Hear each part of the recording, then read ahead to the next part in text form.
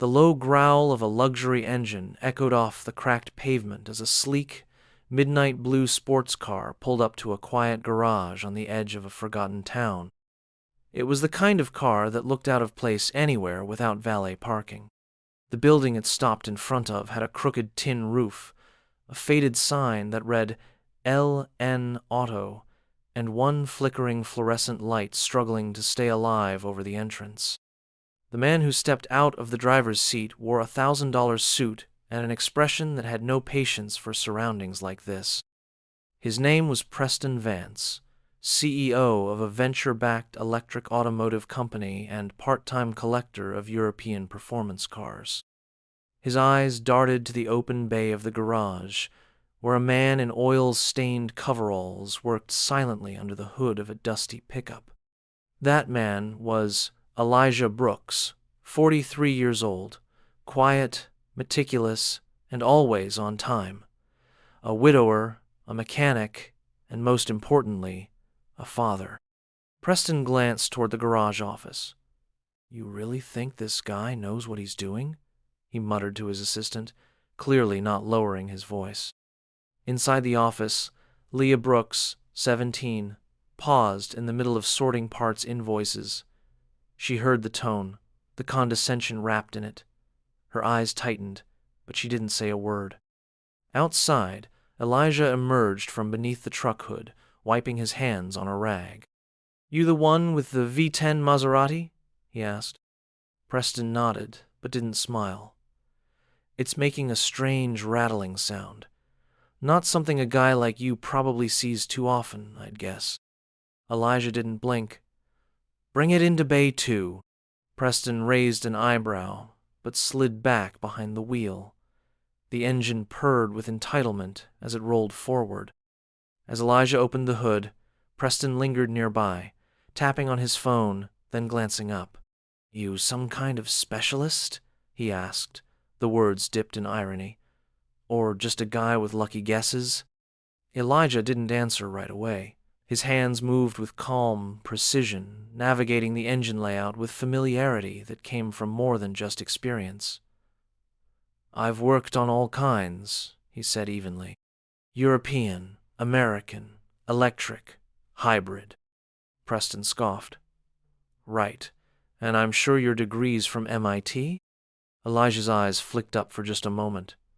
"Howard," he said simply, then went back to work. Inside the office, Leah smiled to herself.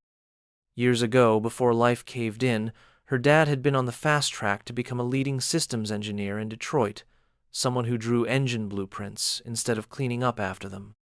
But all that changed the night her mother passed during labor complications, and Elijah had walked away from his degree a semester before graduating, choosing instead to raise his daughter with his own two hands. Now, his clients were mostly farmers, school teachers, and the occasional local cop-knot CEO types in Italian leather shoes. Preston scrolled through emails impatiently. "Look," he said, "I have a pitch meeting in Philly in 2 hours. You think this rattle's going to stop in time for me to drive out?" Elijah tapped a finger against the aluminum housing gently, listening. Then he looked back at Preston. "There's a manufacturing flaw in the rear timing belt tensioner. Rare, but I've seen it. Puts uneven stress on the inner camshaft housing. It's going to get worse fast." Preston blinked. "You're telling me my Maserati has a flaw?" Elijah nodded. "And I've got a workaround. Not permanent, but it'll get you to Philly and back smooth." Preston turned to his assistant. "Did you catch that? Small-town mechanic just diagnosed something Maserati engineers missed." Elijah didn't react. Preston gave a low chuckle. "You know what I think? I think you're one of those guys with just enough talent to never leave town." For the first time, Elijah looked him in the eye. "That supposed to be an insult?" Preston didn't answer. He'd already moved on. But Leah had heard enough. She stood up, crossed the garage, and handed her father a torque wrench. "Need this?" she asked, her voice louder than necessary. Elijah gave a tiny nod of thanks. "Ignore him," Leah muttered under her breath. "I do," Elijah said with a hint of a smile. As he made the adjustments under the hood, Preston wandered into the office. On the desk lay a black notebook, its cover cracked from years of use. It was filled with hand-drawn schematics, annotated equations, airflow simulations, designs far too advanced for a simple mechanic. He picked it up. "This yours?" he called out to Elijah. Elijah looked up. "Put it down." Preston smirked. "Relax. I'm just admiring the fantasy. You really think anyone's going to build this stuff?" Elijah walked over and took the notebook from his hands, slow but firm. "I didn't draw it for them," he said. "I drew it for her." Preston glanced at Leah, then scoffed. "Right. Teaching your daughter engineering dreams you couldn't finish yourself." Elijah didn't respond. The car was fixed. The sound was gone. Preston paid in silence, leaving a crumpled receipt on the counter. As he pulled away, the Maserati purred like it had never known trouble. When he was gone, Leah turned to her dad. "Why do you let people like that talk to you, like you're invisible?" Elijah reached into his pocket and pulled out a small folded page, a sketch of a combustion system he and Leah had been working on together for months. "Because," he said softly, "they only see what they're looking for." The next morning started like most others. Elijah was under a 2008 Ford with a rusted-out undercarriage, and Leah was balancing algebra homework on one knee while calling a parts supplier with the other. A country radio station hummed in the background. The smell of coffee, grease, and weathered tires hung in the air like part of the architecture. The Maserati was long gone, and with it any thought of Preston Vance. At least for Elijah, but not for the world. At 10:13 a.m., Elijah's dusty landline rang. He picked it up with one oil-streaked hand, wiping his other on a rag. L.N. Auto. "Is this Mr. Elijah Brooks?" "Yeah." There was a pause. Then the voice on the other end continued, smoother now, rehearsed. "My name is Aaron Mateo. I work with Ferrari North America Executive Outreach Division. I'm calling regarding an engine adaptation we believe you may have designed." Elijah frowned. "Ma'am, I think you have the wrong." "No, sir," she interrupted gently. "We saw the schematic yesterday. It was emailed to us. It originated from a photograph, a page inside a black engineering notebook, dated and signed. Yours." Elijah felt something tighten in his chest. He turned, slowly, toward the office window. The notebook. Preston. He clenched his jaw. "It wasn't emailed by me." "We understand," she said, still calm. "But what you sketched your camshaft modulation sequence, it mirrors a solution our own engineers have struggled with. In fact, our Bologna team reviewed it this morning and requested immediate contact. Is there a time you could come in to meet with our senior design group?" Elijah stared at the receiver like it had betrayed the rules of reality. "Look, I'm just a mechanic." "No, Mr. Brooks," she replied. "You're an engineer." He didn't speak. Not because he was unsure, but because something was shifting too fast to name. "We'll send a car," she added. "Today, if you're available." Elijah glanced around at his shop. The open truck hood, the scattered parts list, Leah's pencil scribbling beside a coffee mug with a cracked handle. He looked down at his hands. Rough, blackened, real. "Make it tomorrow," he said. Leah looked up, puzzled. "Who was that?" Elijah stared out the window, thoughtful. "Ferrari." She blinked. "Ferrari? Like Ferrari?" He nodded once. She set her pencil down. "Dad, what's going on?" He hesitated, then walked to the office, opened the notebook, flipped to the page Preston must have seen.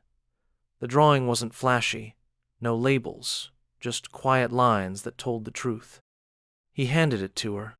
"You remember this?" Leah studied it. Her own faint notes were in the margins, scribbled the night she fell asleep at the table, mid-conversation about torque balance. "You said it could fix vibration loss in dual-shaft engines," she whispered. "I said it might," Elijah corrected. "Never expected anyone to care. Now, someone did. Someone with power. Someone with reach." The next morning, Leah wore her nicest hoodie, and Elijah had trimmed his beard and dusted off the one sport coat he owned, a navy number from a church wedding, still smelling faintly of cedar and thyme. A sleek black town car pulled up to their gravel lot just after 8:00 a.m. No Maserati, no smirks, just a driver in a black cap and silence. Leah waved as Elijah climbed in. He hesitated for a moment, fingers brushing the notebook in his lap. "You okay?" she asked. Elijah nodded. "Back by dinner." But she could see it in his eyes. Something inside him had already crossed a line that couldn't be uncrossed. Ferrari's North American HQ was unlike anything Elijah had ever stepped foot in. The air smelled like steel and precision. Floors gleamed. Glass stretched from wall to wall. Engineers with badges buzzed around with headsets and clipboards. Erin Mateo, a crisp woman in a blazer and flats, greeted him with a firm handshake. "We've been waiting a long time to meet a mind like yours, Mr. Brooks," she said. He looked around. "Most of your minds don't wear coveralls." She smiled. "Maybe that's the problem." They brought him into a conference room where a holographic engine projection hovered above the table.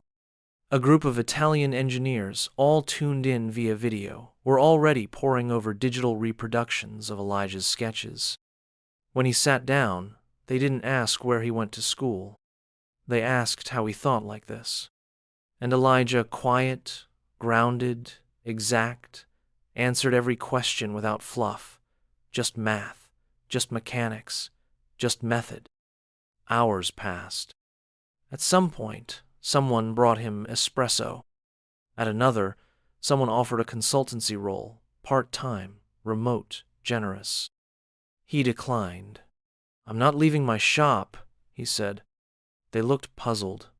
"You want a job?" Erin finally asked. He thought for a moment. "No," Elijah said. "I want my daughter to have a seat in that room in 10 years. I want you to see her the way you're seeing me now, without needing someone else to send her notebook." The room went quiet. Then Erin nodded. "We can help with that." When Elijah got home that evening, Leah was waiting on the porch, nervous and biting the corner of her lip. "Well?" she asked. He handed her the notebook. It was still his, still theirs. Only now, it had a business card tucked inside. "You're going to college," he said. "Full ride, internship, all of it." Leah's hands shook. "Wait. Me?" He smiled. "You didn't think I kept those drawings just for myself, did you?" She tried to laugh, but failed. Her eyes welled. Elijah pulled her into a hug, rough palms cradling her shoulders like armor. "I always knew we were building something," he whispered. "I just didn't think the world would ever see it." It wasn't just a phone call anymore. Within days of the Ferrari meeting, the offers began arriving. Emails from firms in Munich, Tokyo, and Detroit. A voicemail from a startup in Palo Alto. Even a letter, handwritten, in fountain pen from a retired engine designer in Florence who'd seen the sketch and called it the quietest revolution I've ever witnessed. But Elijah? He still opened the garage at 7:30 a.m. sharp. Still tuned carburetors and replaced fan belts. Still drank gas station coffee out of a mug that said "World's Okayest Dad," a Father's Day gift from Leah when she was 11 and had accidentally dropped his real one. The only difference now was the stack of unopened letters in the drawer beneath the counter. And Leah's face lit up with something he hadn't seen in years. Possibility. She started asking questions differently. Not how do I solve this equation, but what if I use this method instead? Not, can I, but when will I? Elijah noticed, and he made space for it. You should be the one explaining the hybrid flow design to those engineers, he told her one afternoon as they reassembled a half-broken electric scooter. Leah shook her head. I will, someday. You will, he echoed quieter. But with all new light comes new shadow. On a cold Thursday morning, a black Range Rover pulled up in front of the shop. Not a customer. Not a tow. Not a neighbor. Preston Vance stepped out in a tailored wool coat and mirrored sunglasses, as if the air didn't quite touch him. Elijah wiped his hands and waited. You've had quite the week, Preston said, voice smooth, practiced. Didn't expect Ferrari to come knocking. Elijah said nothing. Preston looked around the shop like it still smelled beneath him. I was the one who sent the photo, you know. Elijah raised an eyebrow. I figured. I thought it was funny at first, Preston admitted. Some backwoods mechanic with dreams in a notebook. But then, people started calling me. He stepped closer. And I realized something. You may be the brains, Brooks, but I'm the brand. Elijah crossed his arms. I've got contacts, relationships, capital, Preston went on. You've got a garage and a daughter with a college acceptance letter. At that, Elijah's jaw tightened. Let me represent you, Preston said, finally getting to the point. We build this together.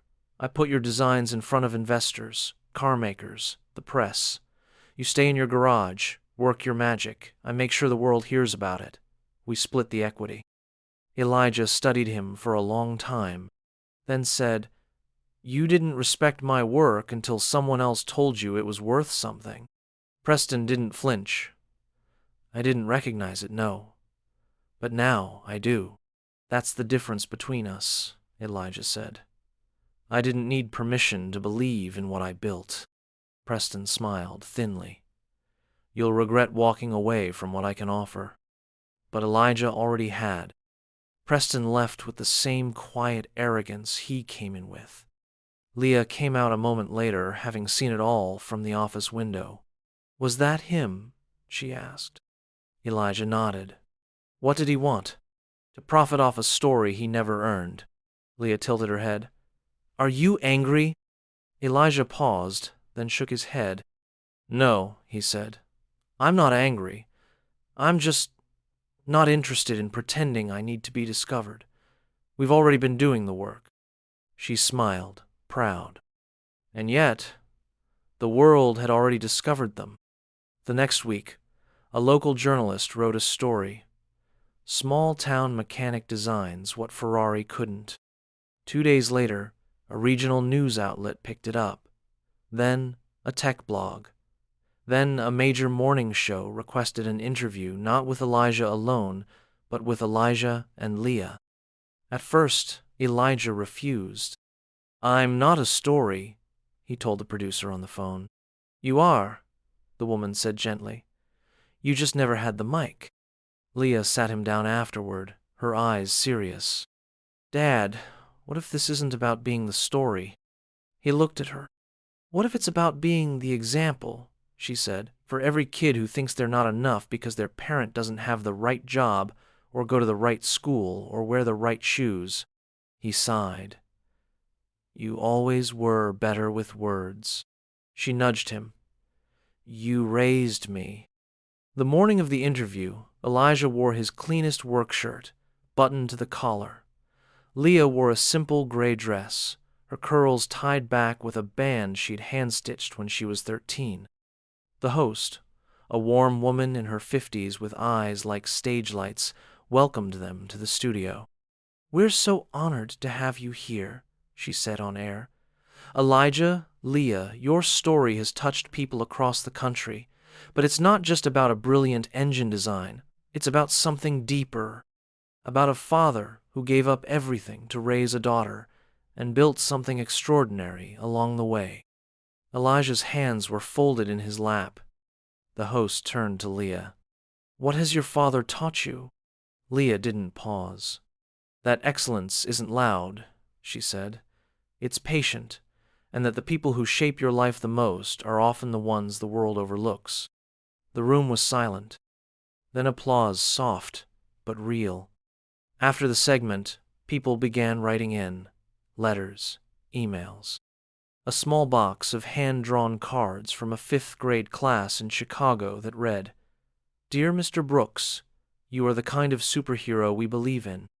Back at the garage, Elijah opened the bay doors like any other morning. Except this time, a man waited by the curb with his teenage son.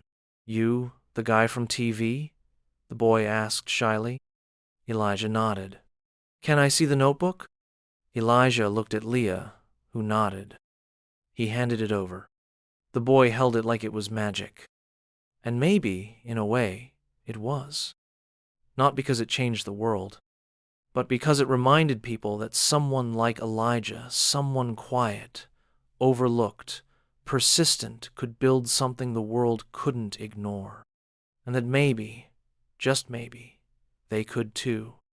The garage looked the same. Rust on the door hinges, oil stains like old ghosts on the concrete floor. A bulletin board cluttered with work orders, coupon clippings, and a crooked photo of Leah at age 7, holding a wrench twice her size.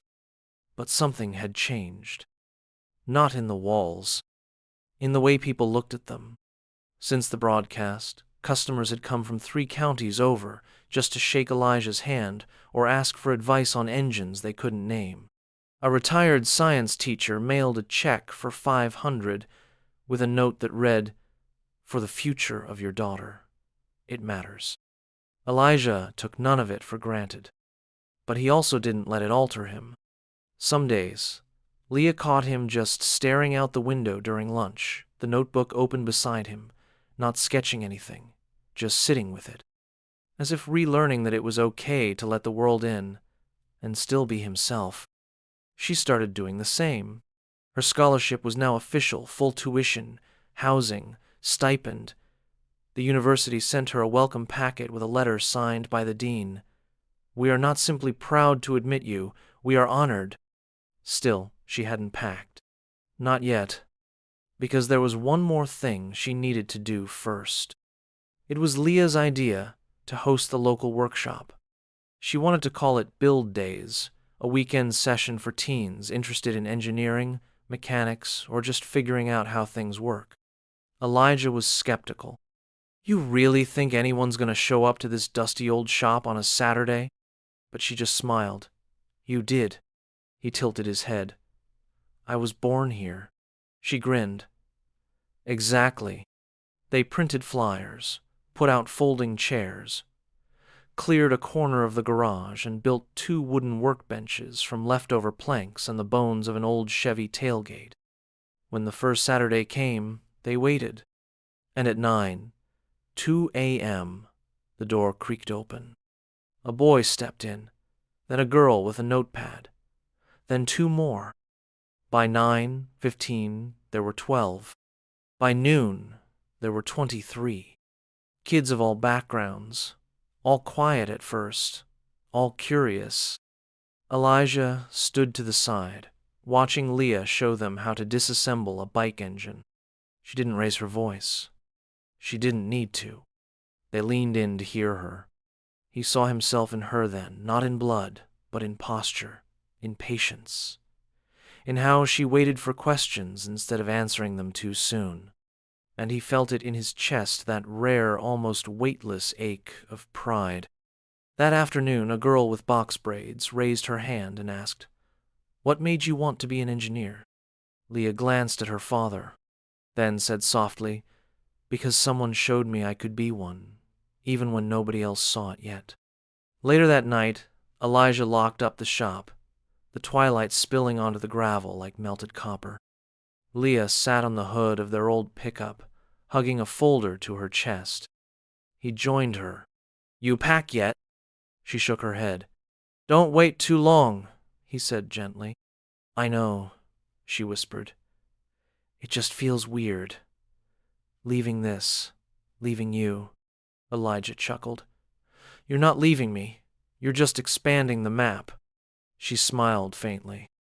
Then she opened the folder and pulled out a new sketch, one she'd drawn alone. He took it slowly, like it might fall apart if touched too hard. It was rough, unfinished but smart, sharp, her handwriting in the margins, her math in the corners.